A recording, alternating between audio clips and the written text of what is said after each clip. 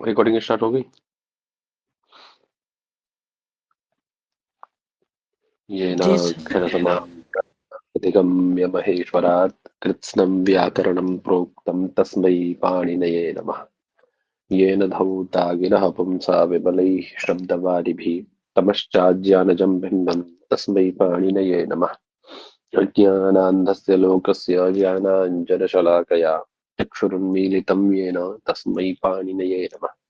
वाक्यकारं वररुचिं भाष्यकारं पतञ्जलिं पाणिनिं सूत्रकारं च प्रणतोऽस्मि मुनित्रयम् मुनित्रयाय नमः।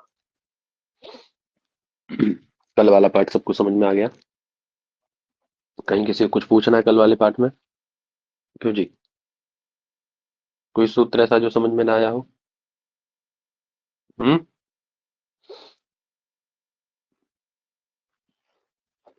आ गया सबको समझ में? क्यों जी?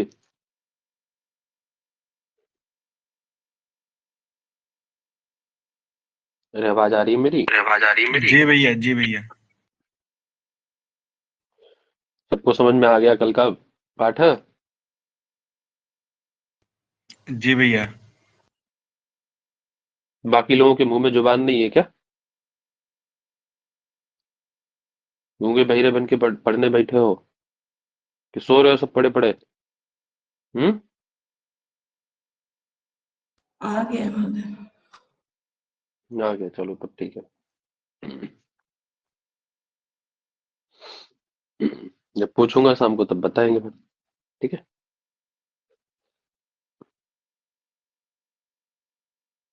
यहाँ से चलना है अपने को। क्या सूत्र है? एचो यवा यावा, ये है ना?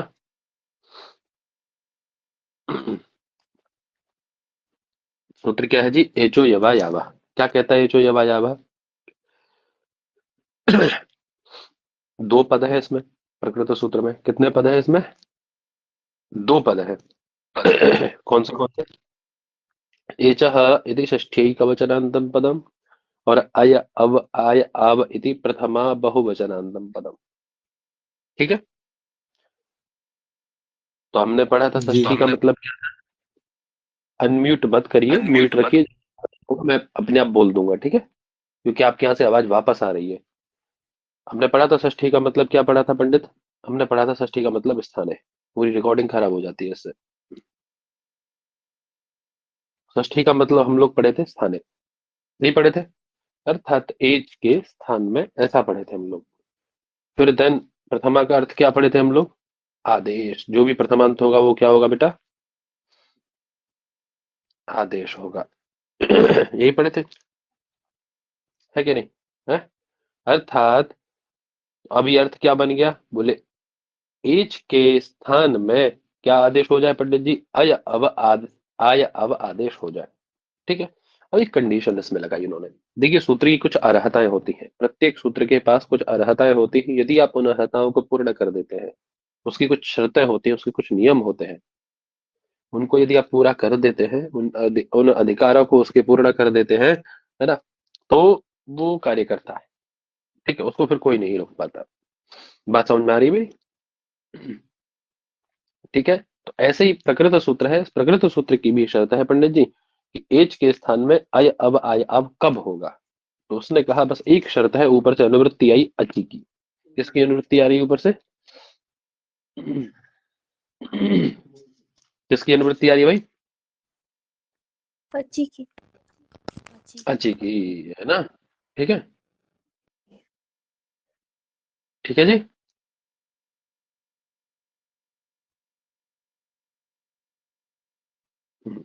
तो क्या शर्त बनी इसकी पंडित?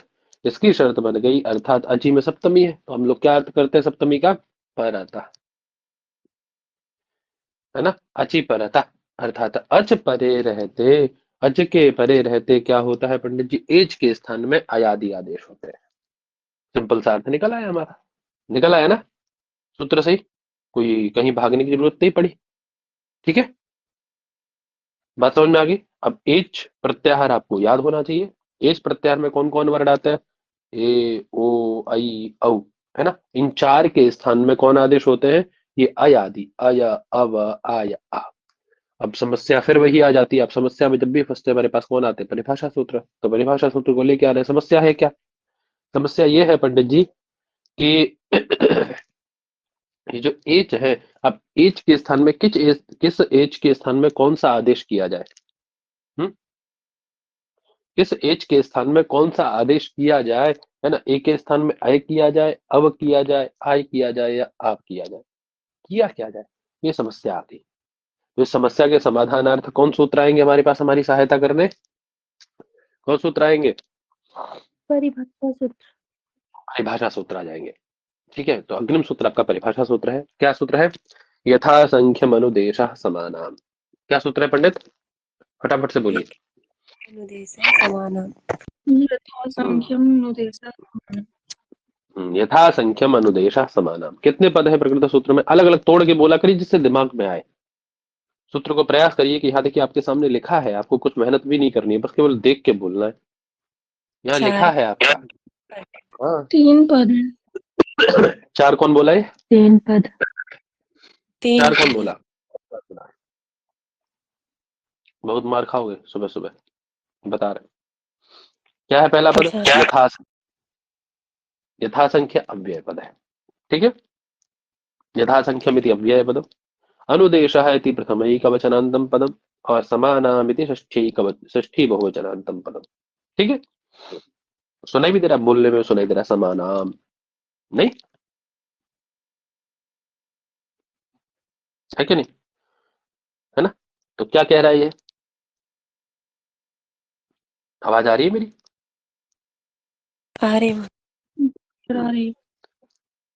यदि कोई अनुदेशः क्रियते चेत, अनुदेश अब एक शब्द है इसमें। अनुदेश कौन शब्द है पंडित? अनुदेश।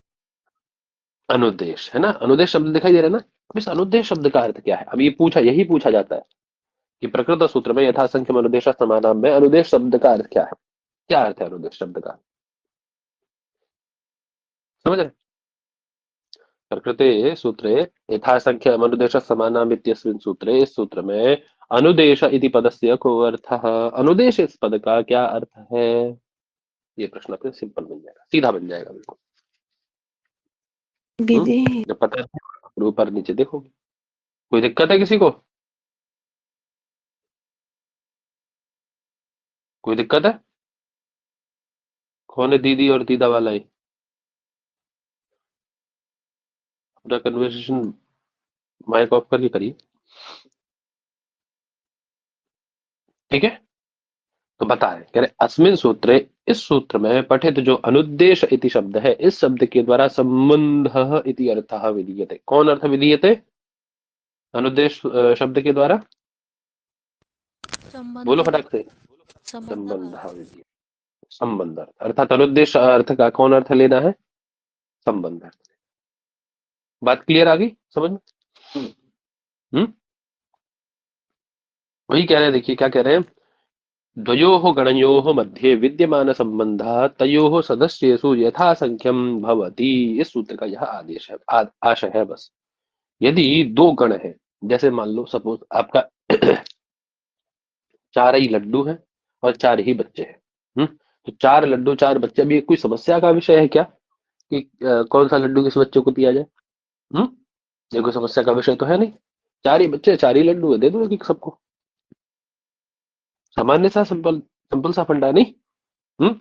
वही ये सूत्र भी कहता है कि यदि आपके उद्देश्य पद और विधेय पद दोनों यदि समान है, उद्देश्य पद में आने वाले जो वर्ण है, ठीक, और विधेय पद में आने वाले वर्ण यदि समान है, तो संख्या मतलब समान एकदम, क्रमशः वही, पहले को पहला, दूसरे को दूसरा, तीसरे को तीसरा, जो पहले आए उसको पहला आदेश कर दो। बात समझ में आ रही है? ठीक है जी। वही कह रहे, देखिए यदि सूत्रे द्वयोः समसंख्यकयोः गणयोः, 2 समान संख्या वाले, समानाम मतलब समसंख्यानाम, है ना? समसंख्यकानाम गणयोः निर्देशम कृत्वा तयोः मध्ये, दोनों के मध्य में कोई अनुदेशः क्रियते चेत, संबंधः प्रस्थापितः दृश्यते चेत, यदि संबंध दिखाई देता है, तर्हि वह संबंध तयोः सदस्येषु क्रमेण भवति, वो संबंध उनके सदस्यों में क्रमशः हो जाता है। ठीक है पंडित जी। तो अब एच 4 है आपके, और अयादि आदेश भी कितने हैं पंडित? ए ओ ऐ औ, ये 4 है। और अयादि आदेश भी कितने हैं? 4 हैं। अय, अव, आय और आव। तो कोई दिक्कत ही नहीं, सिंपल सी बात है। प्रकृत सूत्र की सहायता से हम ए को आय, ओ को अव, ऐ को आय और औ को अव आदेश कर देंगे। है कोई दिक्कत इसमें? बोलिए, कोई समस्या है इसमें? नहीं। होनी चाहिए क्या? नहीं नहीं। होनी चाहिए, सिंपल सी बात है। तो कर दीजिए, कोई दिक्कत नहीं। अब एक प्रश्न मैं आप पे डालता हूँ, एक प्रश्न, हालांकि मैं कई बार उसका उत्तर आपको बता चुका हूँ, हालांकि कई बार इसका उत्तर हम आपको बता चुके हैं।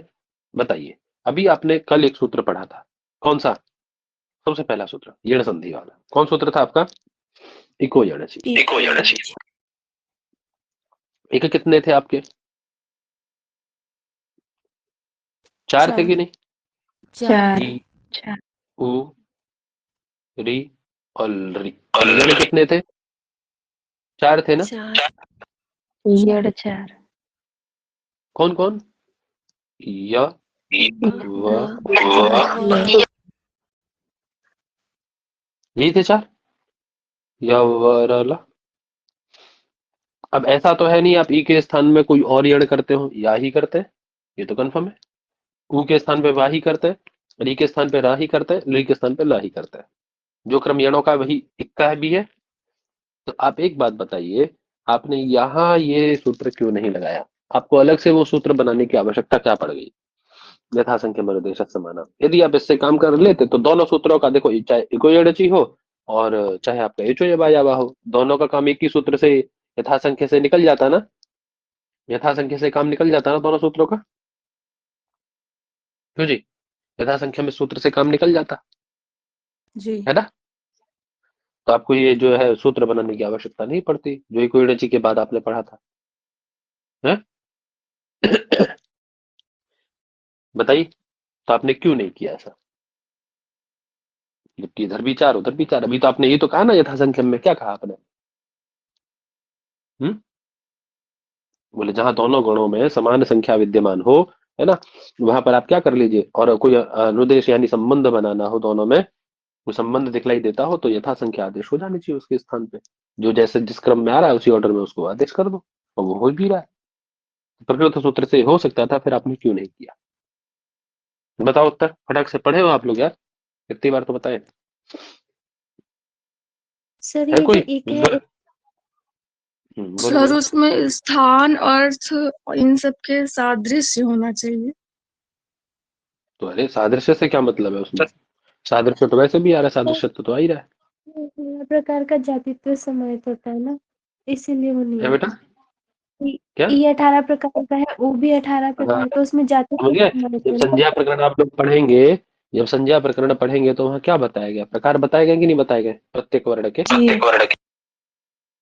बताया गया ना? जी बताइए। फिर ये कितने प्रकार का बताया गया? वो भी 18 अनुदित प्रकार का है सर। अनुदित सवर्ण से चार प्रत्यय याद करो। जी। हम्म, बताओ, इकार उकार 18 प्रकार के हैं कि नहीं? रिकार और लिकार जी हाँ 36 सर। प्रकार के हैं। ये 18 36 हो गए, 36 और 30 कितने हो गए? 66। तो इक कितने हो गए? 66 प्रकार के।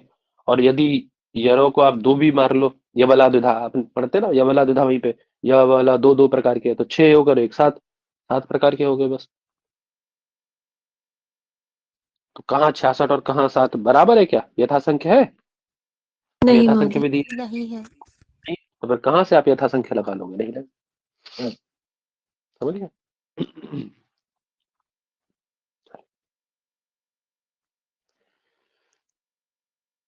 तो इसीलिए यहाँ पे नहीं लगी यथासंख्य विधि। ठीक है, लेकिन भैया आपके मुझे उसमें तो क्या लग जाएगी, एचओ या वाई में तो लग जाएगी ना। वहां तो कोई दिक्कत ही नहीं है, वहां तो समान है, कोई दिक्कत ऐसी समस्या है ही नहीं, है ना। तो आप पढ़ेंगे तो क्लियर होगी सारी चीजें, कोई दिक्कत नहीं। ठीक है। सर क्या आंसर था कि जाति संबंध के कारण नहीं होगा? है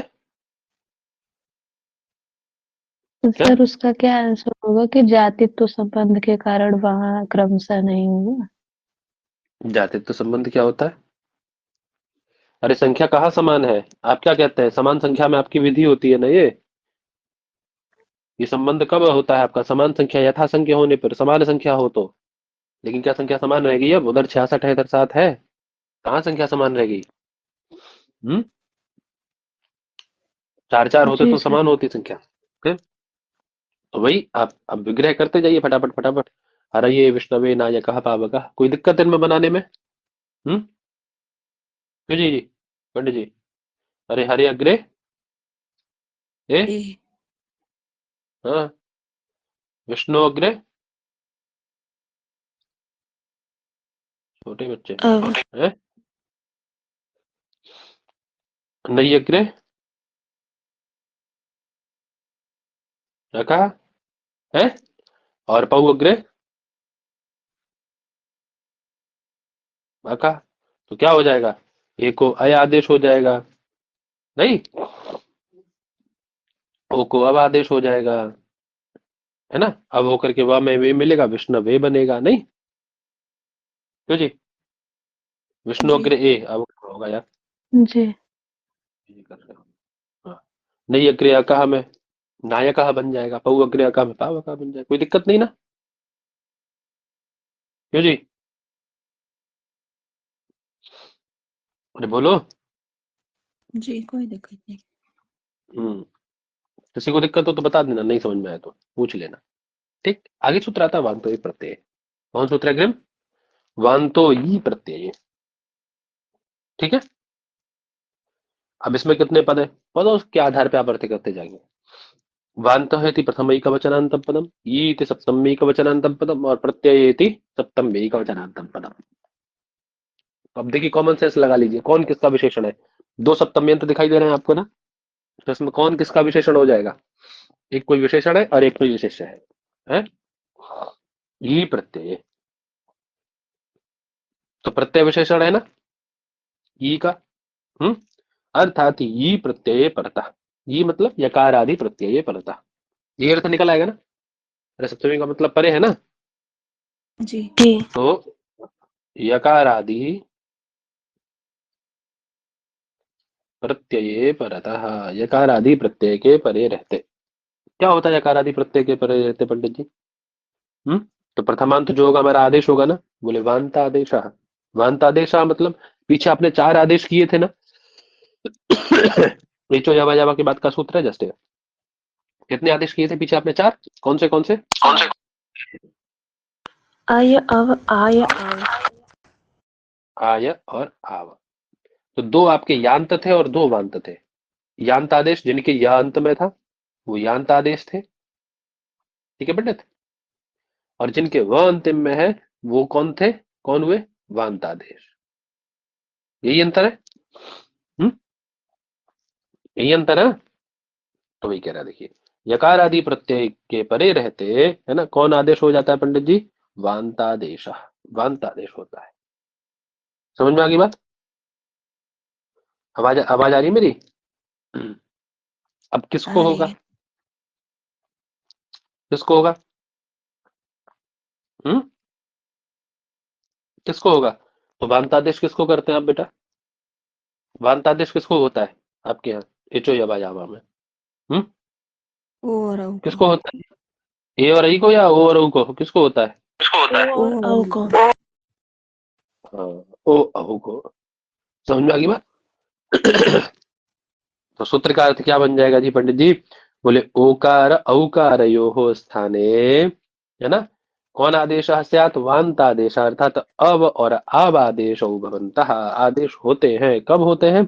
बोले ये प्रत्यय परतः, यकार आदि प्रत्यय परतः, यकार आदि प्रत्यय परे रहते। ठीक है जी पंडित जी, कोई समस्या नहीं अर्थ करने में, सिंपल सा अर्थ हो जाएगा। बोलो। हम्म बोलो भाई। जी नहीं बोल। जी अब देख, शब्द क्या है? गव्यम, है ना? तो एक सूत्र है गोपयसोर यत। कौन सूत्र है? गोपयसोर यत, है ना? अर्थात गाय का कोई भी विकार, जैसे गाय का हम लोग दूध लेते हैं, दही लेते हैं, घी लेते हैं, सब गाय के विकार है। गोमय है, गोमूत्र है ना? जो पंचगव्य है सारा गाय का विकार ही है, गाय से ही हमें प्राप्त हो रहा है कि नहीं?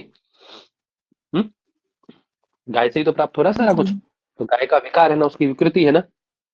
ठीक है, तो प्रकृत सूत्र है गोपयस और यत से क्या प्रत्यय हो जाता है विकार अर्थ में? गाय का विकार। इस अर्थ में क्या कौन प्रत्यय हो जाएगा? ये यत प्रत्यय करता है। कौन प्रत्यय करता है? ठीक है, तद्धितांत यत प्रत्यय होता है। तो शब्द क्या है आपका? गो। गो शब्द से आपने कौन प्रत्यय कर दिया पंडित? प्रकृत सूत्र से यत प्रत्यय। अब प्रकृत सूत्र क्या कहता है आपका कि ये प्रत्यय परतः। अब उसने प्रत्यय में ये तो नहीं कहा कि कौन सा प्रत्यय पर में हो, उसने कहा कि कोई भी प्रत्यय यकार आदि होना चाहिए बस, है ना। उसने क्या कहा भाई कि प्रत्यय हो और यकार आदि हो बस। अब ये मतलब नहीं कौन हो क्या हो, यही तो है ना सूत्र का मतलब। सूत्र का आशय तो यही है ना। तो यत प्रत्यय में यकार आदि में, तो यकार आदि प्रत्यय पर में है हमारा, यकार आदि प्रत्यय पर में है, परे विद्यमान है कि जी नहीं? जी सर।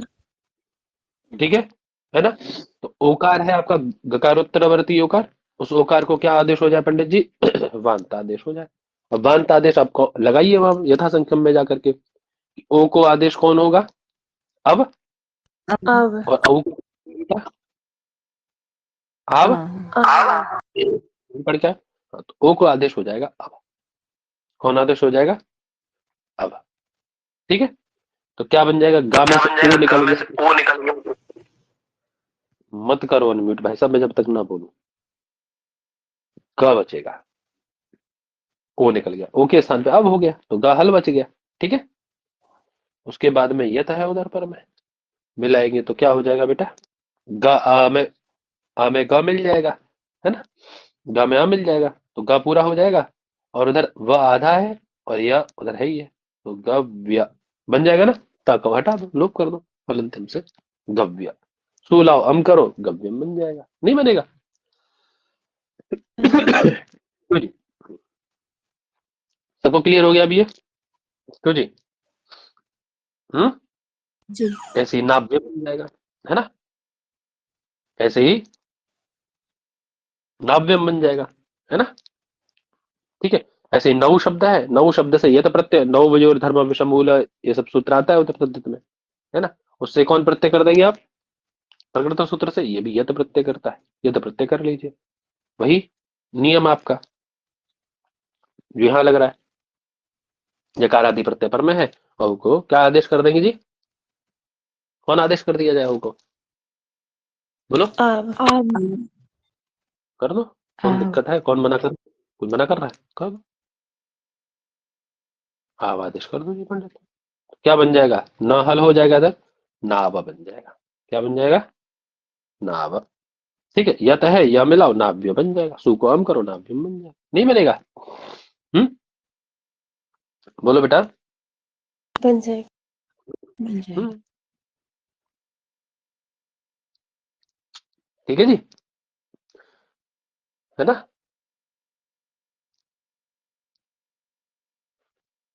क्लियर है? जी जी सर। हम्म, ठीक है। नाव्य किसको कहा जाता है? जो नौका के द्वारा नौका के द्वारा पार गया है, या है ना, तैराया गया है, उसको नाव्य कहेंगे। अब देखिए, नाव्य एक धातु भी बनती है आपकी, है ना। ये जो सनाद्यंत धातु होती है ना, सनादि प्रत्यय लग करके उन्होंने पढ़ाया होगा उधर, है ना। सनादि जी प्रत्यय लग करके धातु, दो औपदेशिक आतिदेशिक, दो प्रकार की धातु होती है। तो आतिदेशिक धातुओं में सनादि प्रत्यय लग करके आपकी नाव्य धातु बनती है। समझ गए पंडित जी? सुपहात्मना केच एक प्रत्यय है, सनादि प्रत्ययों में आता है ना। सन केच सेकंड नंबर पे ही आता है। सनादि प्रत्यय जो 12 कितने हैं सनादि प्रत्यय? सनादि प्रत्यय कितने हैं पढ़ाया था उन्होंने? 12 12। 12। उनमें आता है ना सन केच काम्यच, है ना, आचार्य कोई, सब आते हैं ना ये सब। जी। केच भी प्रत्यय आता है उसमें, आता है ना। तो नौ शब्द से अब 12। केच प्रत्यय करोगे तो केच में क्या बचेगा केवल आपके पास में? काट पीट करके क्या ककार बचेगा? यह बचेगा केवल। क्या? अरे च हलंत्यम से गया, ककार लसक को तद्धित। ककार लशक को दे से गया, केवल क्या बचा? यह बचा खर में।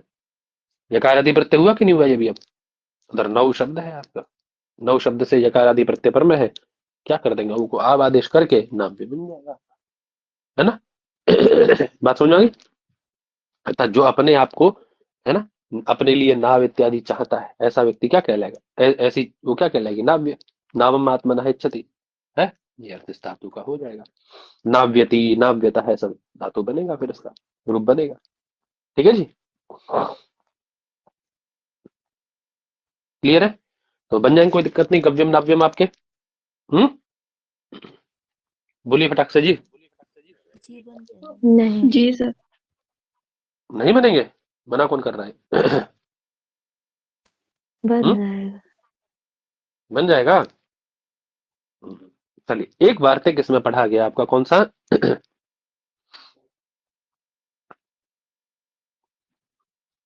गोर यूतो छंदस्य उपसंख्यानम और अध्व परिमाणे च। हालांकि आपके में ये लघु कंपनी में गोर यूतो नहीं मिलता, लेकिन तभी मैं बता देता हूँ। चलिए, है ना? क्या है? वेदेशु युति शब्द परे, वेद में, संहिता में, है ना, जब यदि युति शब्द पर में हो, ठीक है, तो गो शब्द से, किससे पर में हो? और गो शब्द से, जैसे गो शब्द इधर है, उधर क्या है पंडित जी? युति शब्द है। ठीक है, तो गो शब्द के ओकार के स्थान में कौन आदेश होता है? अवयह वार्तादेश होता है। ठीक है सर? क्यों? क्या ये इस सूत्र से नहीं हो सकता था, जो अलग से वार्तिक बनाने की जरूरत पड़ी? हम्म, यही बात ये भी कहता है, दो परिमाणी। ये क्या कहता है? ये वो केवल वेद की बात कर रहा है, गोरी, तो अंतर इतना है, वो केवल वेद की बात कर रहा है। ठीक है, और ये किसकी बात कर रहा है पंडित जी? सर्वत्र। ये क्या कह रहा है? वेद में और लोक में, दोनों जगह कह रहा है। युति मतलब, बोलते अध्व परिमाण मतलब, अध्व माने मार्ग होता है। अध्व शब्द जहां भी है, उसका मतलब क्या समझना है पंडित? मार्ग। ठीक है, हाँ। परिमाण मतलब माप, उसकी गणना के इतने किलोमीटर है, इतना है ना? ये रास्ता इतने किलोमीटर का है, हम लोग बोलते हैं ना, नॉर्मली व्यवहार करते हैं सामान्य, कि ये रास्ता इतने किलोमीटर का है, करते हैं ना व्यवहार। तो वही करें, अध्व यानी मार्ग के परिमाण, है ना, उसका परिमाण बताने में, उसकी गणना करने में, उसको दिखाने के लिए गो शब्द से, गौन प्रत्यय, गो शब्द से यदि युति शब्द पर में हो, तो गो शब्द का जो ओकार है ना, उस ओकार को वांतादेश हो जाता है। क्या हो जाता है पंडित जी? वांतादेश। वांतादेश होता है। वांतादेश। क्लियर है ना? क्या व्यवहार बनेगा? बोले गव्युति मात्रम मध्यमानम गतः, अर्थात गव्युति मात्रा, गव्युति एक परिमाण है। ठीक है, गव्युति सामान्यतया, एक गव्युति जो है लगभग 3.5 किलोमीटर के आसपास होता है। ठीक है, देखो नीचे दिया भी उन्होंने, सामान्य रूपेण एक गव्युति इज इक्वल टू 0.25 योजन, है ना, है ना, एंड 2.27 माइल्स और 3.65 किलोमीटर। तो सारा बता दिया उन्होंने, कितने योजन, कितने माइल्स और कितने किलोमीटर। बस इतने याद रखो, 3.5 किलोमीटर के आसपास गव्युति होता है। तो हम बोलते हैं जैसे, अरे ये रास्ता कितना लंबा है? बोले 5 किलोमीटर लंबा लगभग रास्ता है ये, इधर से जाओगे तो। वैसे वो भी व्यवहार कर रहा है, कह रहा है गव्युति मात्रा मध्यमानम गता। बोले केवल वो गव्युति मात्र चला, गव्युति मात्रा अध्व में गया है। बोले अभी तक तो वो केवल इतना गव्युति ही पहुंचा होगा, है? करते ना हम लोग, कि अभी तक तो वो 3.5 4 5 किलोमीटर निकल गया होगा आगे। तो यहाँ किस अर्थ में यूज किया जा रहा है युति के शब्द को? किस अर्थ में यहाँ द्योतित किया जा रहा है गव्युति को? अध्व परिमाण अर्थ में ना। तो वही कह रहा है वो, अध्व परिमाण अर्थ में यदि युति शब्द, ये गव्युति शब्द का प्रयोग किया जाए और गो शब्द से युति शब्द यदि पर में आ जाए, तो उसको क्या होगा? ओकार को, गो शब्द के ओकार को अब आदेश होता है। ऐसे यहाँ भी, हाँ, यहाँ कोई ऐसा वो मार्ग अध्व परिमाण इत्यादि नहीं है। उन्होंने सिंपल सी बात कही कि गो शब्द से युति शब्द यदि पर में है और वो वेद का विषय है, तो ओकार को कौन आदेश हो जाएगा बेटा? अब आदेश हो जाएगा, वाक्तादेश। ठीक है, क्लियर है? दोनों के अर्थ क्लियर हो गए वार्तिकों के? हैं? तो देखिए, जी। घृतैर्गव्यूति मुक्षतम, है ना, आता है ना, घृतैर्गव्यूति मुक्षतम, ऐसा मंत्र है। ठीक है। तो गव्युति में वही है आपका गो, है ना, क्या है? गो अग्रे युति। ठीक है, तो युति शब्द पर में है, गो शब्द के ओकार को अब आदेश होकर के क्या बन जाएगा पंडित जी आपका? गव अग्रे युति। मिलाओगे तो क्या बनेगा बेटा? गव्युति बनेगा। नहीं बनेगा गव्युति? बता, गलत कह रिया हूं तो। ऐसे यहां भी होगा, ऐसे यहां भी गव्युति बनेगा। नहीं बनेगा ऐसे ही? बताओ।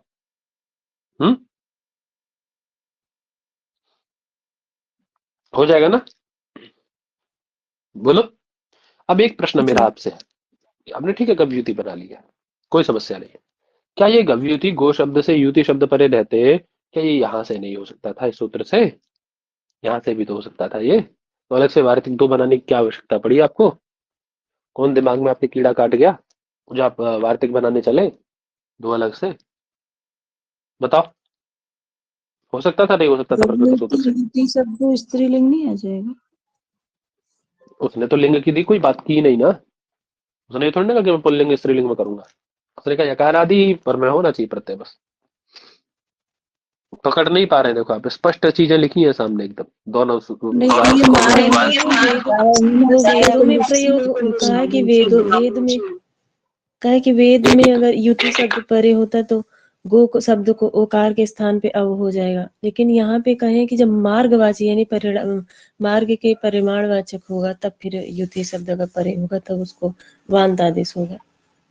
ये कोई वो थोड़ी ना ना। और कोई बोलिए। ये तो प्रत्यय का नहीं है सर, ये तो प्रत्यय नहीं इसलिए। हाँ, ये बात यो छोरी सही बोली। तद्धित का प्रत्यय यो है। यो छोरी सही बोली।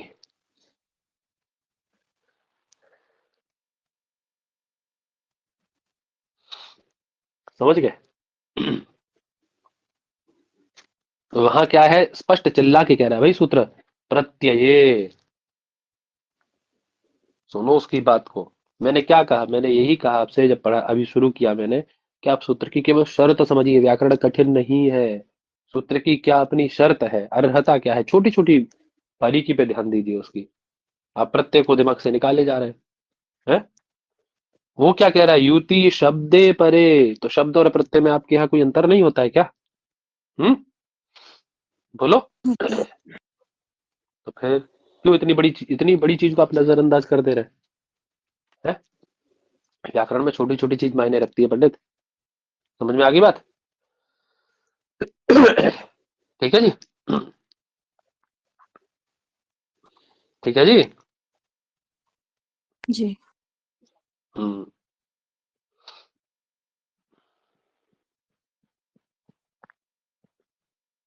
ठीक है।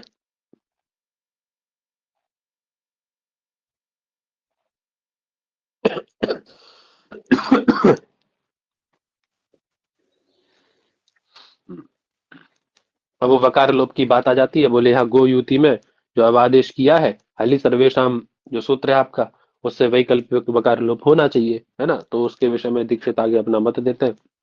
जैसे अपने को भी मैटर उसमें नहीं उठा रहे क्योंकि पाठ आ गया, फिर यदि ज्यादा लेके जाओगे एक दो प्रश्न ऐसे बन जाते तो बता देते हैं, बाकी ज्यादा लेके जाओगे तो वो चलेगा नहीं पाठ फिर आगे।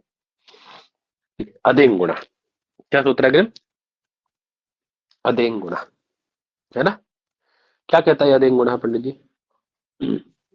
सिंपल सी बात है, संज्ञा सूत्र है। कैसा सूत्र है? मेरी आवाज आ रही है भाई साहब? कैसा सूत्र है? संज्ञा सूत्र है। संज्ञा संज्ञा सूत्र। हाँ, एक बात याद रखिए, जब हम लोग कल मैंने बोला था आप लोगों से कि मुझे याद दिलाइएगा कि सूत्रों का परिचय आपसे कराना है, तो आपने किसी ने भी याद नहीं दिलाया पंडित। नहीं दिलाया ना? इसका मतलब आपको परिचय है उनका, है कि नहीं? नहीं सर, हम्म नहीं अली तो फिर करा काहे नहीं दीजिए। याद दिलाया? देखिए, जब आप पढ़ते हैं वहां लघु कौमुदी वगैरह में तो वहां स्पष्ट आता है, अल्पाक्षरम संदिग्धम सारथ विश्वतो मुखम हस्तो भनवद्यं च सूत्रम सूत्र विदो विदो, है ना? थोड़े थोड़े से अर्थ देखिए, कितने छोटे छोटे से अर्थ हैं, कितने छोटे छोटे से पांच पांच वर्ण है कुल इसमें, देखा जाए तो है। इनसे महान अर्थ बता देता है, अल्पाक्षर है ना? और कैसे है? असंदिग्ध है, संदेह से रहित है। सबसे पहले सूत्र है क्या वो तो समझ लो ना। हम्म? अनंत विषय की आपको ज्ञप्ति करा देता है। हम्म? सारवद विश्वतो मुखम है। और मतलब समग्र विश्व का सार आपको बता देते हैं ला करके। क्यों पंडित जी, नहीं ऐसे? है। हम्म हम्म ठीक है। उनको सूत्र का ऐसे सूत्र है, और ये सूत्र कितने भागों में डिवाइड किए गए हैं? कितने भागों में बांटा है इनको विद्वानों ने, आचार्यों ने? पूर्व के 6 भागों में बांट लिया है। 6 भाग किए इसके, है ना? कितने भाग किए हैं पंडित जी? 6 भाग। 6। कौन से कौन से कौन से 6 भाग किए? बोले संज्ञा च परिभाषा च, ये नियम। परिभाषा च विधिर्नियम एव च,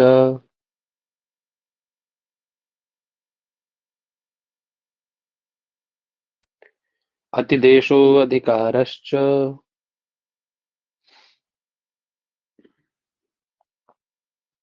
अधिकारश्च षड्विधम सूत्रलक्षणम।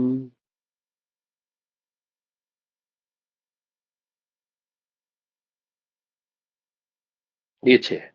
कौन से? सबसे पहले कौन आया? संज्ञा सूत्र, परिभाषा सूत्र, विधि सूत्र, नियम सूत्र, अतिदेश सूत्र और अधिकार। 6 हो गए ना? क्यों जी? हम्म बताओ। जी सर। क्लियर? और संज्ञा है कौन से? अब एक बात तो दिमाग में रख लीजिए, सबसे मुख्य सूत्र है आपके इसमें विधि सूत्र। कौन से सूत्र है? विधि। विधि सूत्र। विधि सूत्र। कहीं ना कहीं आप देख पाएंगे कि जो अन्य 5 है ना, यदि विधि सूत्र को अलग निकाल लिया जाए तो उधर 5 बचेंगे। तो अन्य जो 5 प्रकार के सूत्र है ना, वो पांचों प्रकार के सूत्र क्या करते हैं? इनके उपकारक होते हैं। चाहे तो संज्ञा सूत्र हो, चाहे तो परिभाषा सूत्र हो, चाहे आदेश सूत्र हो, चाहे अतिदेश करने वाला हो, चाहे अधिकार करने वाला हो, कोई भी हो, चाहे नियम करने वाला हो, सबके सब विधि सूत्रों के सहायक होते हैं। आपने कह दिया इको जड़ची, है ना? अब इको जड़ची जब तक आपको इक पता नहीं होगा, जड़ पता नहीं होगा, तो ये कौन बताएगा ये एक है, ये जड़ है? आप बोले आद गुणा, आपने क्या बोला? आद गुणा है। जब तक आपको यही पता नहीं होगा कि आद क्या है और गुण क्या है, तो गुण कर पाओगे? है? तो उसका सहायता वो आपको कौन बताएगा? वो याद एक गुणा बताएगा कि गुण क्या है ना? तो उपकारक हुआ कि नहीं हुआ ये संज्ञा सूत्र होकर के विधि सूत्र का आपके? अरे आद गुणा कैसा है? विधि सूत्र है, वो विधि कर रहा है ना कि अवर्ण से अच परे रहते पूर्व पर के स्थान में ऐसा ये हो, है ना? गुण एकादेश हो, ये विधि है ना? क्यों जी? बोलो। वो तो विधान कर रहा है ना। विधि सूत्र का सिंपल सा देख लो आपके, वो विधान करेगा। जैसे इको जड़, एक के स्थान पे जड़ का विधान, है ना? एक के स्थान पे जड़ का विधान, एचो जब आ जावा, एचो के स्थान पे अयादि का विधान, ये सब विधि सूत्र है, ये इनकी पहचान है। अब इनके उपकारक कौन कौन है? तो कहीं ना कहीं देखो, परिभाषा सूत्र भी जब आप फंस जाते हैं, 21 के स्थान पे जड़ किया जाए, तो आपके पास परिभाषा सूत्र आया था कि नहीं आया था? है? बोलो। तो ये उपकारक है इनके। संज्ञा सूत्र, जब तक आपको एक पता ही नहीं होगा तो आप कैसे यड़ कर दोगे उसको? हम्म तो ये सब उपकारक होते हैं। किसके? किसके उपकारक होते हैं? अर्थात अर्थात विधि सूत्र प्रधान होते विधि सूत्र हैं। पे। बात समझ में आ गई? हाँ, सारे के सारे सूत्र विधि सूत्र के उपकारक। समझ में आ गई बात पंडित जी? क्लियर है?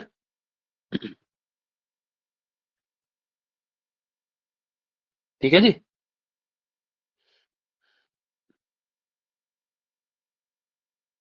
है ना? अब प्रत्येक सूत्र का अलग अलग परिभाषा सूत्र कौन से है, मैंने बताया। जैसे अनियम नियम कारिणी परिभाषा कल बता रहा था ना, अनियमितता जहां पे होगी, है ना, वहां पर वो नियम करने आएगा, मैनेज करने आएगा, व्यवस्था करने आएगा, उसको हम लोग क्या कहेंगे? परिभाषा कहेंगे। ठीक है, बात समझ में आ गई? अथवा परिभाषा की एक और नियम है ना, परितः सर्वतः भाष्यन्ते नियमाः, है ना। परितः अर्थात सर्वतः, भाष्यन्ते जो सभी और नियम कहे, है ना, जिसके द्वारा कहा जाए, यया जिसके द्वारा कहा जाए, सा कौन, सा परिभाषा, वो परिभाषा है। दोनों नियम समझ में आ गए परिभाषा की, परिभाषा सूत्र किन्हें कहा जाता है? हम्म क्यों जी, समझ में आ गया नहीं आए? हम्म हम्म, ठीक है। सर दूसरा दूसरा कल बताए तो थे, अनियमे नियमकारिणी परिभाषा, नहीं लिखाए थे कल? अनियमे सर नियमकारिणी दूसरा वाला परिभाषा। का अर्थ एक बार बता दीजिए। अनियमे, परितः भाष्यन्ते। अरे परितः सर्वतः भाष्यन्ते, है ना। परितः सर्वतः, सर्वतः मतलब सभी जगह जहां पर भी अनियमितता होती है वहां पर नियमः भाष्यन्ते, वहां पर नियम को कहने वाले। अब जिसके द्वारा ये नियमः भाष्यन्ते, ययः नियमः भाष्यन्ते, परितः सर्वतः यया नियमः भाष्यन्ते, जिसके द्वारा नियमों का विधान किया जाए, है। अनियमितता होने पर जो आकर के नियमों को स्थिर करे, दृढ़ करे, कौन है? परिभाषा। समझ में आ गई बात? बोल बोल के लिखा करो, बोल बोल के पढ़ा करो, जितना ज्यादा लिखोगे, जितना ज्यादा पढ़ोगे, उतना ज्यादा याद होगा। समझ में आ गई बात पढ़ी? ठीक है, ठीक है सर। जी सर। हाँ, लगभग 4000 के आसपास सूत्र है ना। उसमें से आपके 36 सूत्र कैसे हैं? परिभाषा सूत्र है। 36 सूत्र है परिभाषा। समझ गए पंडित जी? लगभग बता रहा हूँ, अप्रोक्सीमेटली। ठीक। संज्ञा सूत्र कितने होंगे? 280 के अराउंड, 280, 82, 81, 82 ऐसे, ये लमसम। समझ गए पंडित जी? ठीक है। जी। अब जैसे जैसे सूत्र आते जाएंगे वैसे वैसे हम उनका अर्थ करते जाएंगे। ठीक जिसके सर? द्वारा नियमों को बतलाया जाता है उसे ही परिभाषा सूत्र कहते हैं।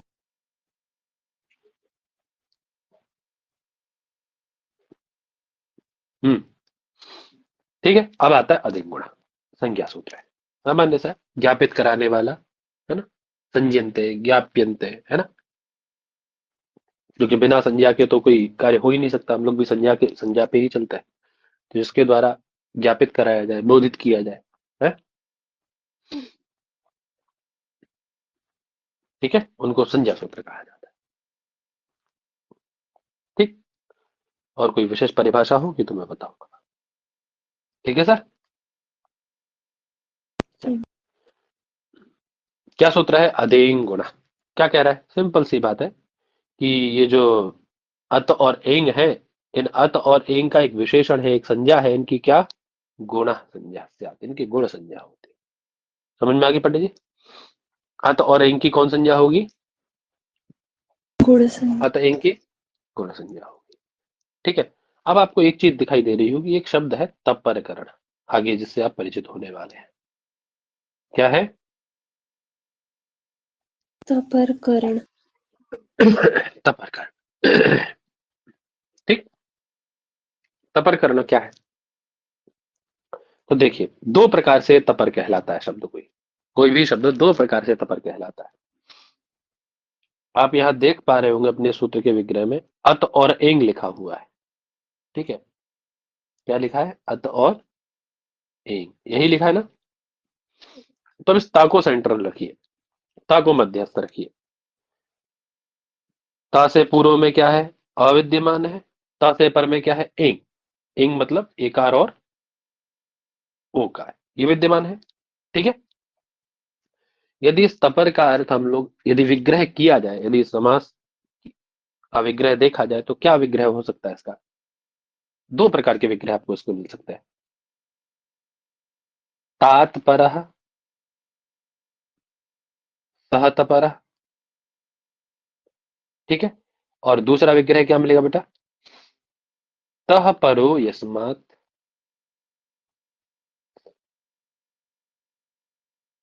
सतपरा। ये दो विग्रह मिल जाएंगे ना, ठीक है।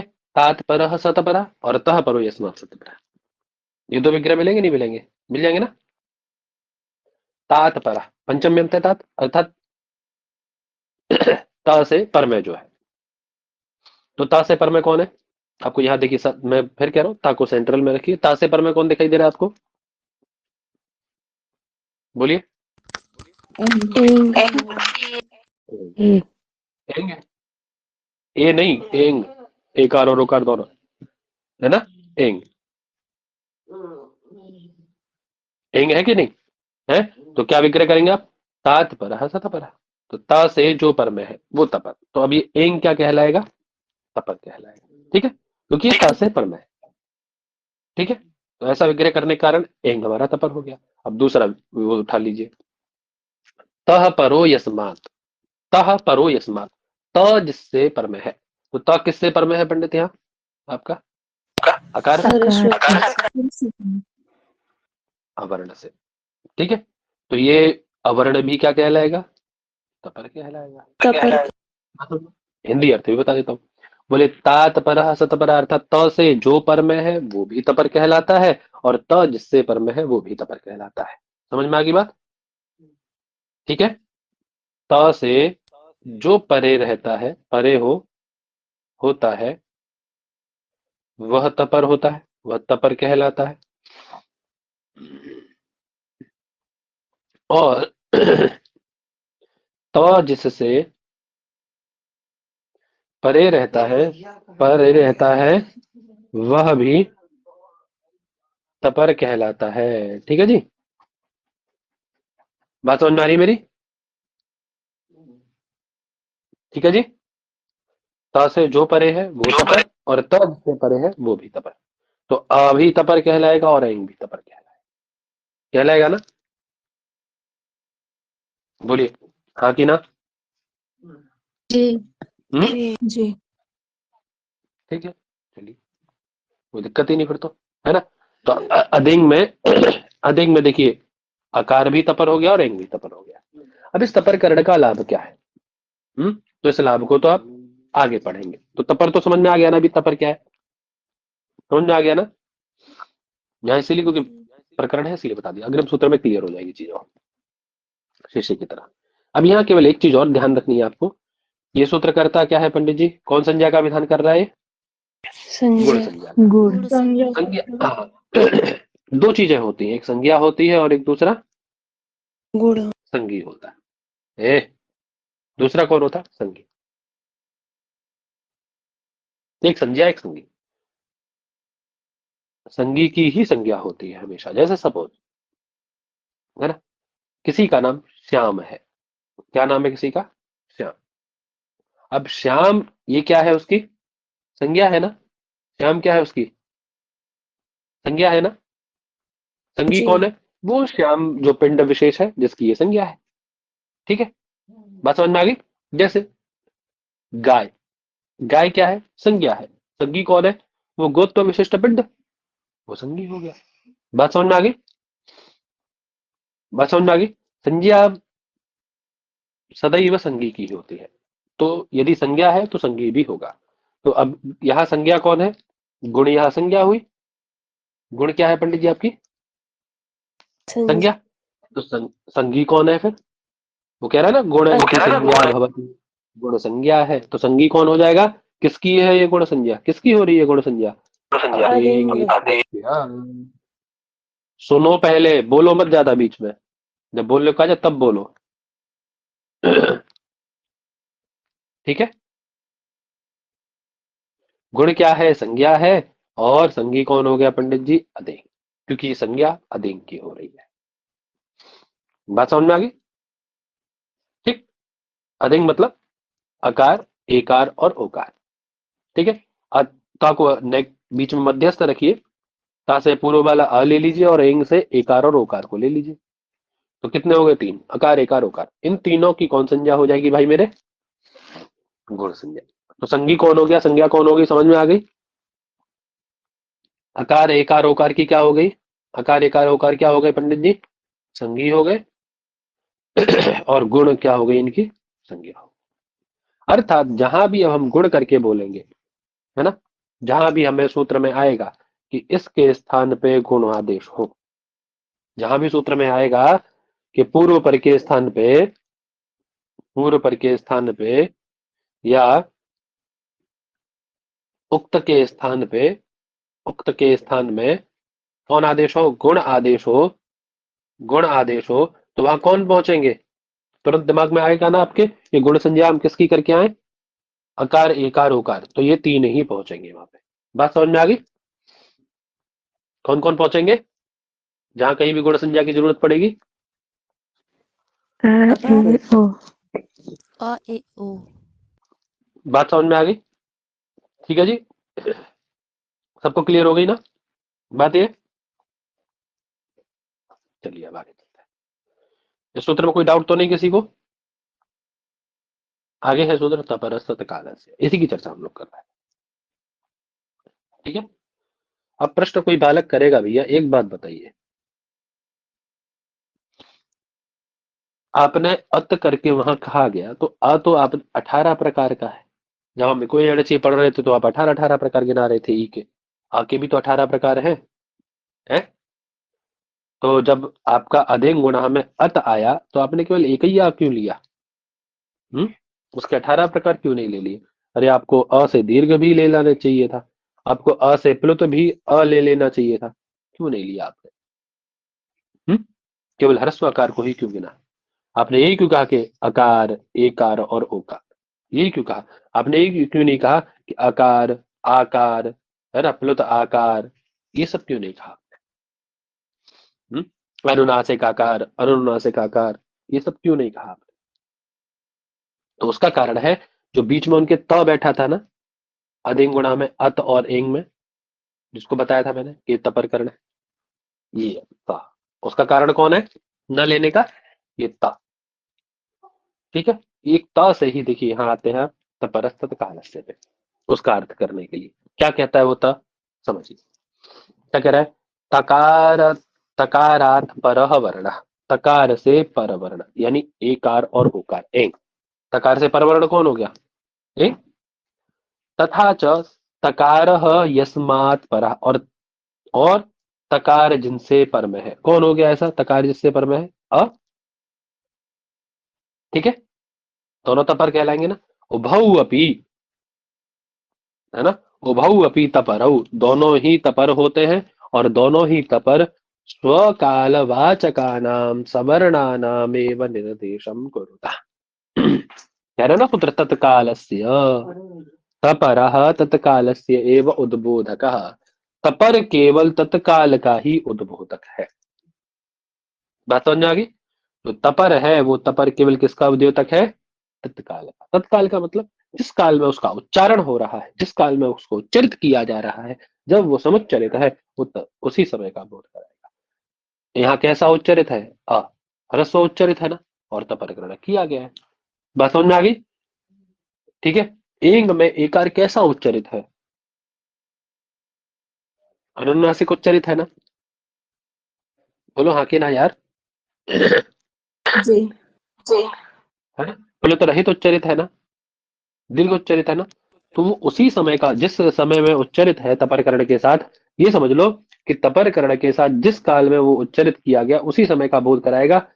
काल का मतलब वही मात्रा इत्यादि है ना, उससे अतिरिक्त काल का बोध नहीं कराएगा। अर्थात यदि अ यहाँ पे ह्रस्व उच्चरित है तो ह्रस्व का ही बोध कराएगा, ना कि दीर्घ और प्लुत का। बात समझ में आ गई? दीर्घ प्लुत का वह बोध नहीं कराएगा, केवल ह्रस्व का बोध कराएगा।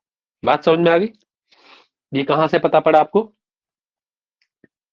उस तपर से, अर्थात जो आपने अधेन गुणा में, हाँ, जो अधेन गुणा में जो आपने तपर ग्रहण किया उससे पता पड़ा। क्लियर हो गई बात? ये तपरस्त काल से की बोली हाँ कि ना? सर हाँ बोलो। यहाँ पे अनुवृत्ति नहीं लेनी है।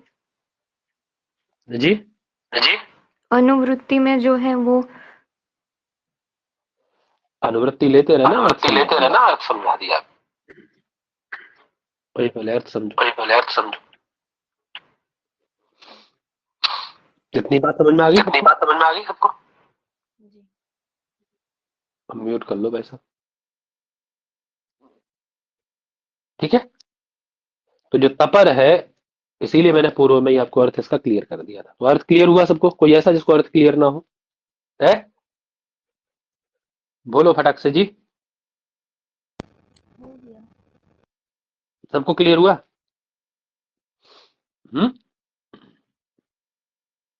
सबको क्लियर हुआ कि नहीं हुआ, ये बताओ।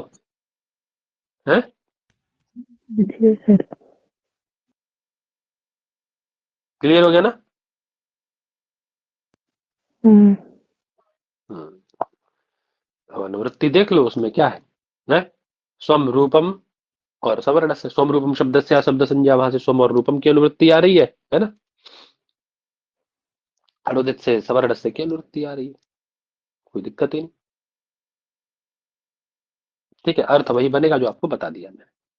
ठीक, तपर करण केवल वही तत्काल का ही बोधक होता है, उससे अतिरिक्त काल का वह बोध नहीं होने देता। ये तपर करण का अपना एक वो है ना, वो एक नियमन कर रहा है। और यद्यपि 18 प्रकार का बोध करा सकता है, उसके अंदर ताकत है, लेकिन तपर करण मात्र कर देने से उसके सारे के सारे बोध रखे रह गए। ये यद्यपि 12 प्रकार का बोध वहां करा सकता है बैठ करके, लेकिन उसके सारे के सारे 12 प्रकार केवल तपर करण के कारण वहां रखे रह गए। बात समझ में आ गई? केवल तत्काल का, जिस काल में वो वहां समुच्चरित है और जिस काल में वो उच्चरित है, उसी काल का बोध वहां करा पाएगा। ठीक है जी, केवल ये किसका बल है? किसके बल से ऐसा होगा? किसके बल से ऐसा होगा? तपर करण के बल से। ठीक है, जो बीच में ता आके बैठ गया। ठीक है पंडित, सबको क्लियर है बात ये? बोलिए जी।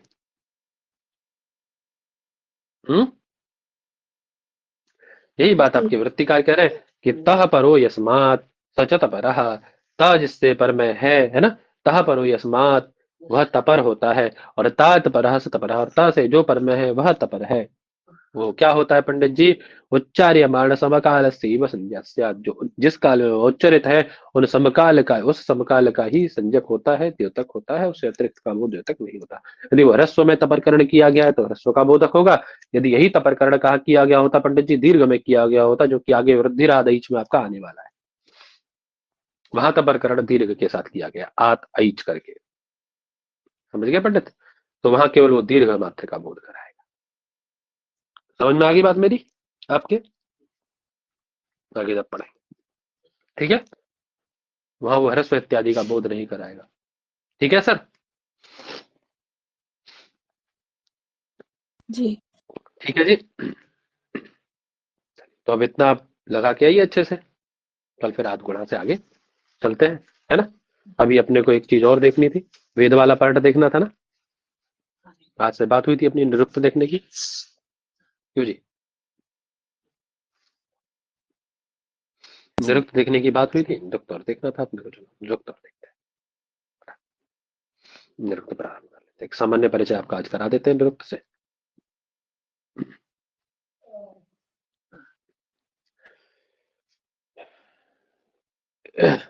स्क्रीन दिख रही है ना मेरी? क्यों जी? दिख रहे हैं।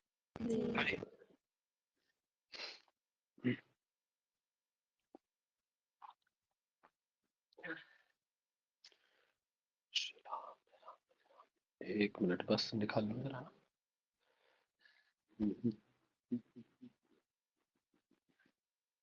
कहाँ गई भाई?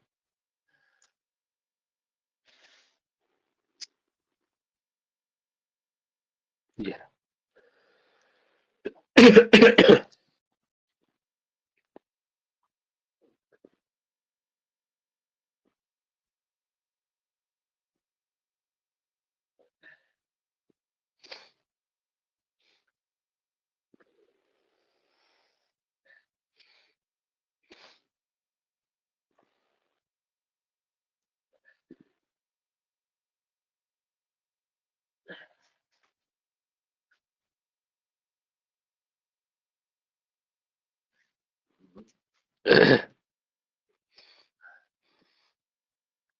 ये कौन विषय है आपका पंडित? कौन विषय है? निरुक्त। वस्तुतः एक ग्रंथ है निघंटु। कौन ग्रंथ है पंडित जी? निघंटु, है ना। हाँ, जैसे हम लोग अष्टाध्यायी पढ़ते हैं, तो अष्टाध्यायी में क्या है आपका, मूलतः सूत्र है, वहां कोई ऐसी व्याख्या तो लिखी नहीं है, ठीक है। उसके बाद वार्तिककार आए, वार्तिककार ने वार्तिक किए, है ना, जो सूत्रों में न्यूनता थी। फिर आकर के भाष्यकार ने उन दोनों का सामंजस्य बिठा करके एक बृहद भाष्य लिख दिया। यही है। उसी प्रकार से जो मूल ग्रंथ है वो क्या है, निघंटु है। क्या है पंडित जी, मूल ग्रंथ निघंटु, ठीक है। अब उस निघंटु का ही एक भाष्य ग्रंथ लिखा गया, कौन, निरुक्त, ठीक है सर, है ना। अब इसमें मतभेद है कि कर्ता कौन है इसके। बहुत लोग ऐसा कहते हैं कि जिन्होंने निरुक्त लिखा है उन्होंने निघंटु लिखा था, महर्षि यास्क है, एक ही व्यक्ति है, उन्होंने अपना ग्रंथ लिखा, उन्होंने उसमें फिर टीका, क्योंकि बहुत प्रायशः ऐसा देखने में मिलता है जो क्लिष्ट ग्रंथ होते हैं आचार्य स्वयं उनकी टीका लिखते हैं, बहुत से आचार्य ऐसे करते हैं, ठीक है। बात समझ में आ रही है, जी। है ना। तो ऐसे ही यहाँ एक भी देखने को मिलता है, अगर हम पढ़ेंगे इसके परिचय में तो वहां समझ में आएगा आपको, ठीक है ना। वस्तुतः हम लोग जब वेदांग पढ़ते हैं तो वेदांगों में शिक्षा, कल्प, व्याकरण, छंद, ज्योतिष और ये निरुक्त आपका निघंटु आता है, ठीक। निरुक्तम श्रोत्रमुच्यते, पढ़े हो ना, निरुक्तम श्रोत्रमुच्यते आता है ना। शिक्षा घराणम तो वेदस्य, है ना, ऐसा करके जो श्लोक है उसमें निरुक्तम श्रोत्रमुच्यते आता है। वेद भगवान का क्या बताया गया इसको, वेद पुरुष भगवान का कान। श्रोत्र श्रोत। बताया गया, कान बताया गया, स्रोत नहीं, श्रोत्र, ठीक। बात समझ में आ रही है, श्रोत। ठीक। अब बहुत सारे लोग इसको वस्तुतः यास्क का ही है, यास्क का निरुक्त है, तो यास्क को ही इसका राइटर मानते हैं, है ना। करना क्या है इसका, तो वैदिक शब्द जो है उन वैदिक शब्दों की यानी व्याख्या करना, ठीक है, उनके अर्थ की स्पष्ट प्रतीति कराना। आगे जब आप पढ़ेंगे, है ना, जब पहला अध्याय आप लोग प्रवेश करेंगे तो वहाँ पहले अध्याय में आप देख पाएंगे कि वहाँ जो वैदिक शब्द है वो मतलब जब व्याख्या करते हैं कि निरुक्त है क्या, क्यों इसको निरुक्त कहा गया, या अथवा इसको क्यों निघंटु कह रहे हैं, निघंटु क्यों कहा गया, निगमनातिथि निघंटवाचक्षते, है ना, छंदोभ्यास समाहृत्य समाहृत्य, ये सब वहां आता है जब आप पढ़ेंगे तो समझना पड़ेगी, है ना। और देखिए, और क्यों इसको निरुक्त कहा गया, तो यास्क महर्षि सायण, आचार्य सायण कहते हैं अपनी भाष्य भूमिका में, इनका एक ग्रंथ है ऋग्वेद भाष्य भूमिका। किसका है ऋग्वेद भाष्य भूमिका पंडित, किसका है, सायण का। सायण इसमें स्पष्ट करते हैं कि निरुक्त है क्या वस्तुतः, तो कह रहे अर्थावबोधे, अर्थ के अवबोध में निरपेक्षतया, सापेक्षतया निरपेक्षतया, है ना, पदजातम यत्र तन्निरुक्तम, है ना, निरपेक्ष होकर के, अर्थात एकदम स्वतंत्र होकर के, किसी की आश्रित नहीं, परतंत्र होकर के नहीं, स्वतंत्र होकर के। यत्र जहां पर पद जातम अर्थात पदों का एकत्रीकरण समाहर हुआ है, जहां पर ये कहा गया है उसको हम लोग क्या कहते हैं, निरुक्त कहते हैं, ठीक है। निरुक्त के विषय में ये किसने लाइन कही है, ये बहुत इंपॉर्टेंट हो जाता है और ध्यान रखिएगा इसको, ठीक है सर, क्लियर है। तो अर्थावबोधे निरपेक्षतया पद जातम यत्र तन्निरुक्तम, ये कौन कहता है ये बात, सायण जी। कहाँ कहते हैं, पूरी बात बोलने में समस्या है। ऋग्वेद भाष्य। हाँ, ऋग्वेद भाष्य में नहीं, या ऋग्वेद में नहीं, ऋग्वेद भाष्य भूमिका में पूरा, जो ऋग्वेद उन्होंने भाष्य किया है सायण ने, ऋग्वेद में भाष्य किया है ना, यजुर्वेद को छोड़ करके माध्यम शाखा सब पे भाष्य किया सायण ने, है ना। तो जो ऋग्वेद का भाष्य लिखा है उस भाष्य की एक भूमिका लिखी उन्होंने, उस भूमिका में उन्होंने ये व्युत्पत्ति लिखी, ठीक है जी। बाकी पाणिनि शिक्षा में आपको मिलता ही है, निरुक्तम श्रोत्रम उच्यते, है ना, ठीक है ना। अच्छा, अब ये भी देखिए, अब ये तो सब कहीं से कुछ भी पूछ ले रहा है ना, जब आप पढ़ेंगे उस क्रम को, वहां जब पाणिनि शिक्षा में आप इसका क्रम पढ़ेंगे, है ना, शिक्षा ग्राणम तो वेद से ऐसा करके, वह कौन से नंबर पे आता है निरुक्त? बता सकते हो आप मुझे? श्लोक बोल के देखो। अच्छा, श्लोक बोल के देखो ये वाला, शिक्षा घराणम तो वेदस्य। याद है किसी को? बोलो। अरे तेज बोल लो, हम भी सुन लेंगे पंडित। शिक्षा घ्राणं तु वेदस्य मुखं व्याकरणं स्मृतं तस्मात् छन्दः पादौ तु वेदस्य हस्तौ कल्पोऽथ पठ्यते ज्योतिषामायनं चक्षुर्निरुक्तं श्रोत्रमुच्यते शिक्षा घ्राणं तु वेदस्य मुखं व्याकरणं स्मृतं तस्मात् साङ्गमधीत्यैव ब्रह्मलोके महीयते। चौथे नंबर पर सर। समझ में आई बात? आवाज आ रही है मेरी? जी सर। तो बात समझ में आ रही है आपको?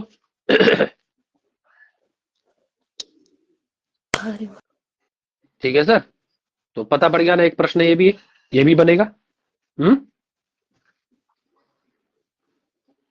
ये पता पड़ गया ना। एक प्रश्न ये भी बन सकता है कि कौन से नंबर पे आता है। चौथे नंबर पे। हाँ, ये भी पता पड़ गया ना कि कौन से नंबर पे बन सकता है। जी। ये भी पूछा जा सकता है पंडित। तो पूछने की संभावना सब कुछ है। ठीक है जी, है ना?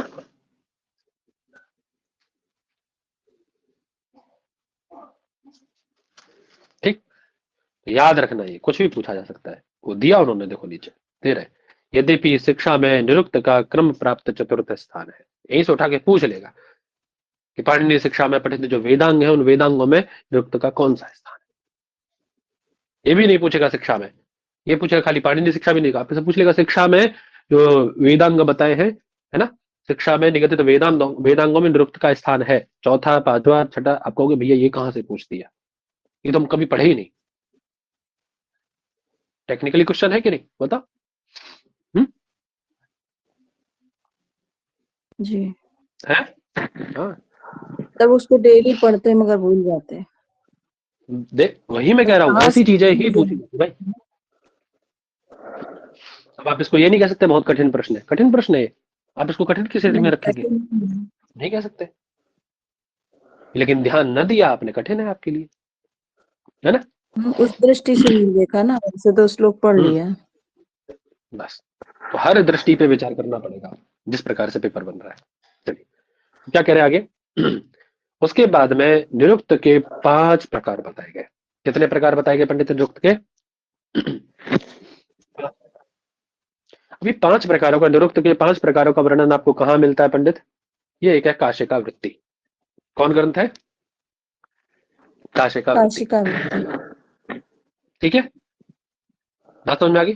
तो काशिका किसकी है काशिका वृत्ति भाई? काशिका वृत्ति किसकी है?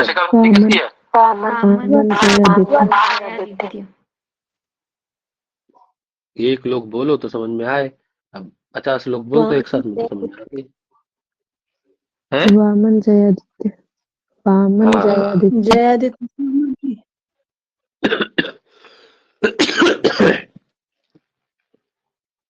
ये पंडित जी, वामन जयादित्य,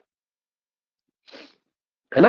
तो आपसे पूछा जा सकता है, चाहे तो राइटर के नाम से पूछा जा सकता है, चाहे बुक के नाम से। ठीक है, बोले अदुक्त में से किसके मत में निरुक्त के 5 प्रकार प्राप्त होते हैं? काशिका वृत्ति दे देगा, काशिका वृत्ति जयादित्य वामन ऐसा दे देगा, है ना? और महाभाष्यकार पतंजलि ऐसा दे देगा, मतलब ऐसे कोई भी बना देगा आपके लिए। ठीक है, तो आपको करना यह है कि जिनकी तैयारी बहुत अच्छी है, ठीक है, जिनकी तैयारी बहुत ठीक है, सही है, अच्छा चल रहा है, उनका सिलेबस जिनका कंप्लीट है, पेन पेपर लेके बैठे होंगे आप लोग, वन लाइनर में लिखते जाइए इसको। बहुत धीरे पढ़ा रहा हूं इसीलिए मैं, तो साथ के साथ आप लिखते जाएंगे तो आपका नोट्स बन जाएगा। बात समझ में आ रही है मेरी?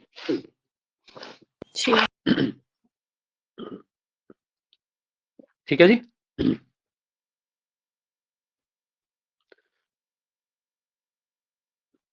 ठीक है, विजेता समझ में आ रही बात? विजेता जी। जी सर। हाँ, वन लाइनर लिखना है और लिख के आप मुझे भेजेंगे, ठीक है? लिखिए। ठीक, तो 2 प्रश्न अभी यही बता दिए मैंने, देख लीजिए, है ना?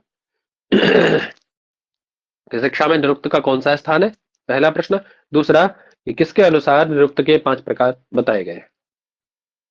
काशिका वृत्ति जयादित्य वामन के अनुसार, ठीक है? कौन से 5 प्रकार है तो आप लोग पढ़ते हैं, वर्णागमो वर्ण विपर्य, है ना, तोचा परो वर्ण विकार नाशो, है ना, धातो सदर्थातिशयेन युक्तम, ये जो आती है लाइन ना वहाँ पे, पंचधा निरुक्तम, ये यही की है, ये लाइन दे देगा आपको सीधी सीधी।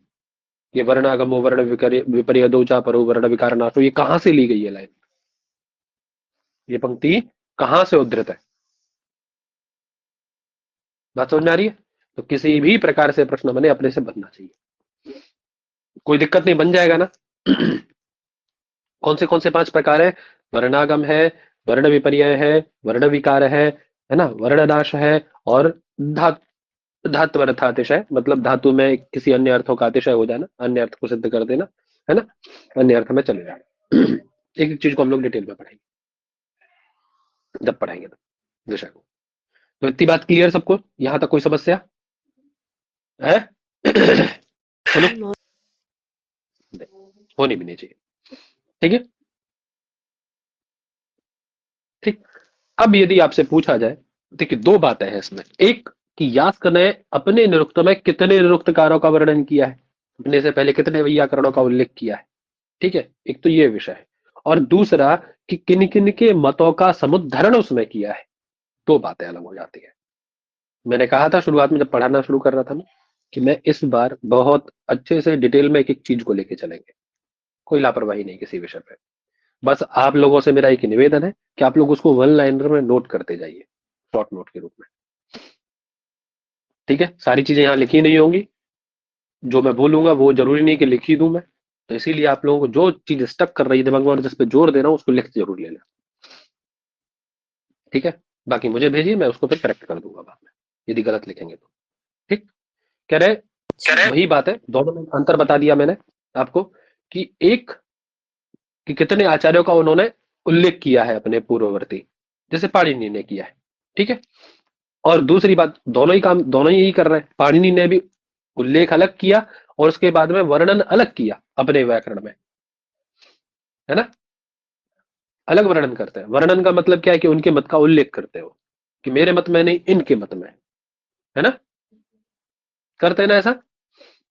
ऐसे ही यास्क ने भी अपने निरुक्त में शाकटायन, गार्ग्य, शाकपूर्णी आदि इनके मतों का उल्लेख वहां किया है। अब देखते हैं कि शाकटायन के मत में है, ये गार्ग्य के मत में है ना, शाकपूर्णी आदि का आदि दिया होगा। तो शाकटायन और गार्ग्य से तो अच्छे से परिचित हो कि नहीं, बताओ? जी। ध्यान रखना, आपसे पूछा जा सकता है कि यास्क ने निरुक्त में इनमें से किसके मत का समुद्धरण नहीं किया, तो कुछ भी संभव है भाई इस समय, ठीक? सबसे पहले आते हैं निघंट, ठीक है? अब इसमें 3 भागों में इस ग्रंथ को, आपके मूल ग्रंथ को 3 भागों में बांटा गया है। कौन से? नैघंटु, उसको हम लोग कांड कहते हैं। उन भागों को किस नाम से जाना जाता है पंडित? कांड। कितने कांड है? कुल 3 कांड है निघंटु। कितने कांड है निघंटु में? 3 का 3 कांड है। कौन से? नैघंटुक कांड है सबसे पहला, नाम से ही। दूसरा नैगम कांड और तीसरा दैवत कांड, ठीक? नैघंटुक, नैगम और दैवत। नैघंटुक कांड में आपको क्या मिलेगा? तो बोले जो नैघंटुक कांड है उसमें पर्यायवाची शब्दों का संग्रह है, जितने भी पर्यायवाची हैं उन सबका संग्रह आपको कहां मिलेगा? नैघंटुक कांड में, ठीक? नैगम कांड में आपको क्लिष्ट शब्दों का संग्रह मिलेगा, वेद में आए हुए जो कठिन कठिन शब्द है ना, उनकी व्युत्पत्ति कहां बताई गई है? नैगम कांड, ठीक है? दैवत कांड है, नाम से ही पता पड़ रहा है, तो जितने भी देवता हैं उन देवताओं के नामों का पर्यायवाची यदि कहीं मिलेगा तो वो कहां मिलेगा आपको? दैवत कांड, ठीक है पंडित जी? समझ में आ गई बात? जी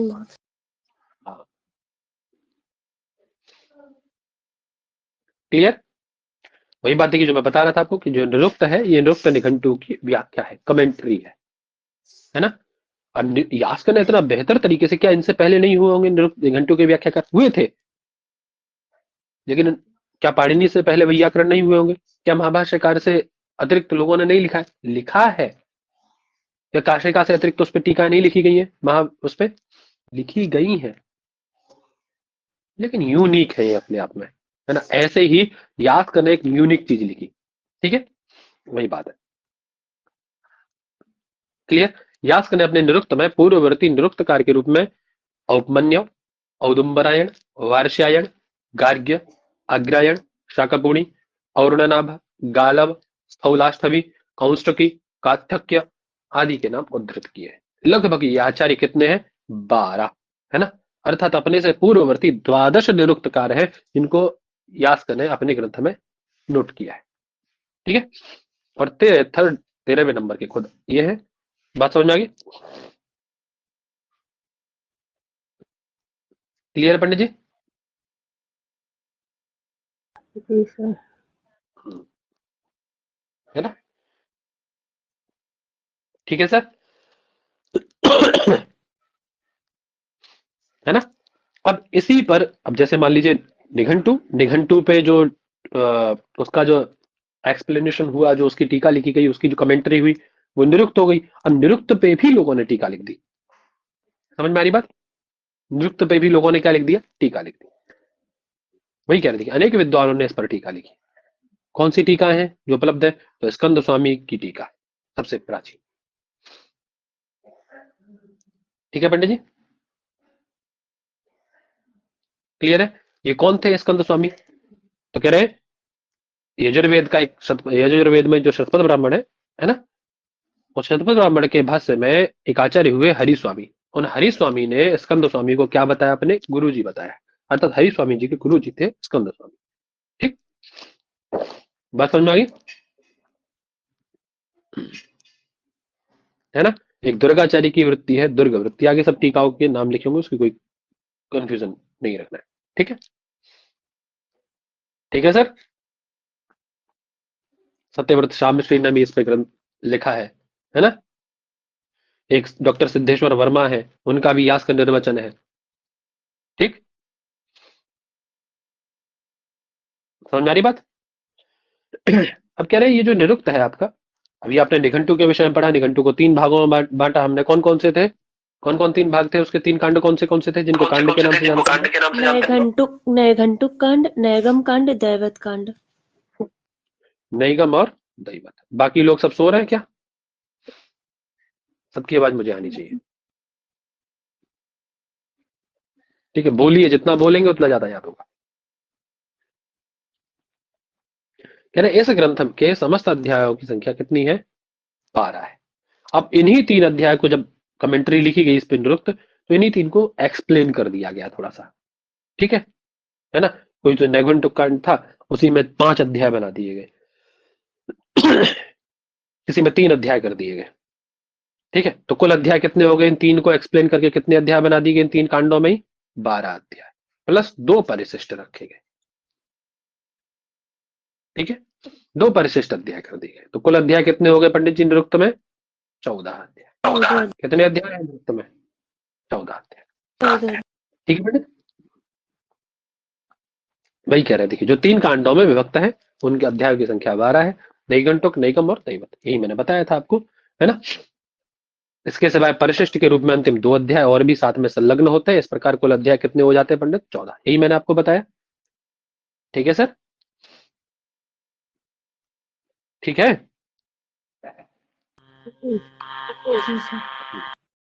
है ना। अब बात आ जाती है कहां कहां क्या क्या वर्णित है, ठीक। कह रहे हैं इन 14 अध्यायों में से प्रारंभ से लेकर के, अर्थात पहले अध्याय से द्वितीय अध्याय का प्रथम पाद जहां तक आता है वहां तक इसका उपोद्घात किया गया है, ठीक। इसमें निरुक्त क्या है ना, पद किसे कहते हैं, भाव क्या है ना, नाम आख्यात क्या है, ये सब इनका परिचय दिया गया है, ठीक है। बात समझ आ रही है? इसका प्रयोजन क्या है ग्रंथ का? ठीक है जी, क्लियर है? इसीलिए क्योंकि इसका परिचय वहां हो रहा है, इसीलिए इस कांड को क्या कहा जाता है? इस भाग को नैघंटुक कांड कहा जाता है ना, या फिर पूर्व षटक के नाम से भी इसको जाना जाता है, किसके नाम से जाना जाता है पंडित जी? पूर्व षटक के नाम से। ठीक, ध्यान रखिएगा ये बात, है ना।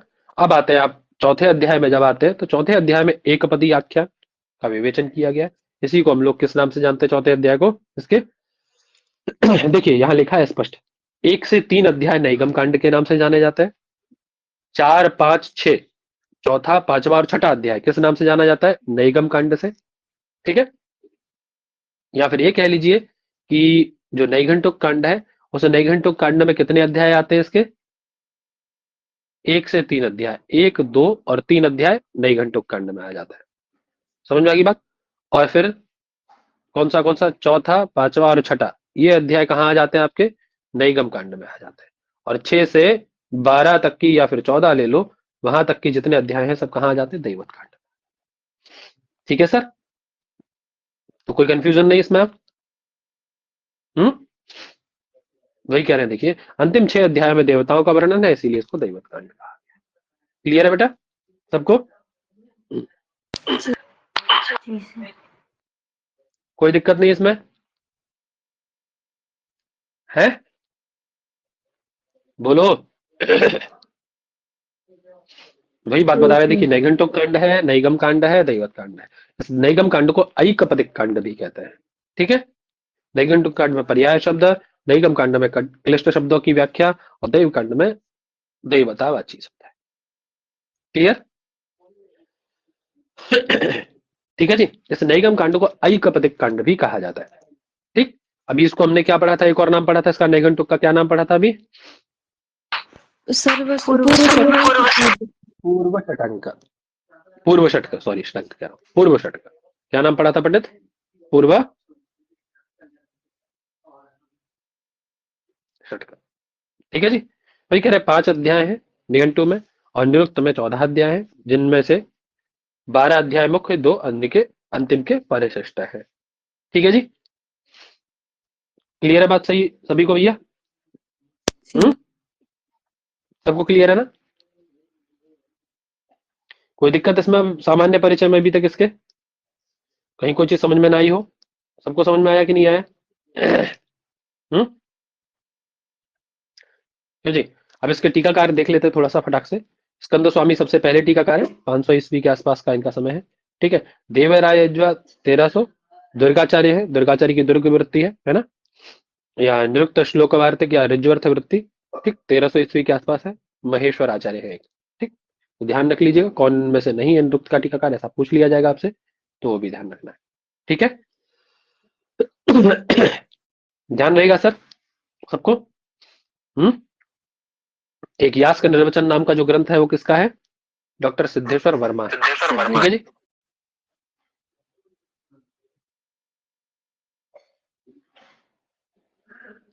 निरुक्त का मराठी अनुवाद जो है इन्होंने सत्यवत सामश्री है, इन्होंने किया है ना। ठीक है जी, तो अभी सामान्य परिचय समझ में आ गया सबको कि नहीं आया, ये बताइए मुझे पहले तो। क्यों पंडित? अरे आया कि नहीं आया सामान्य परिचय समझ में सबको? आया। क्लियर है? अभी सामान्य परिचय एकदम एग्जिट होना चाहिए सबको तैयार। ठीक, इसके प्रश्न शाम को कराएंगे, सामान्य परिचय के प्रश्न कराएंगे सब। व्याकरण जितना हुआ है उसके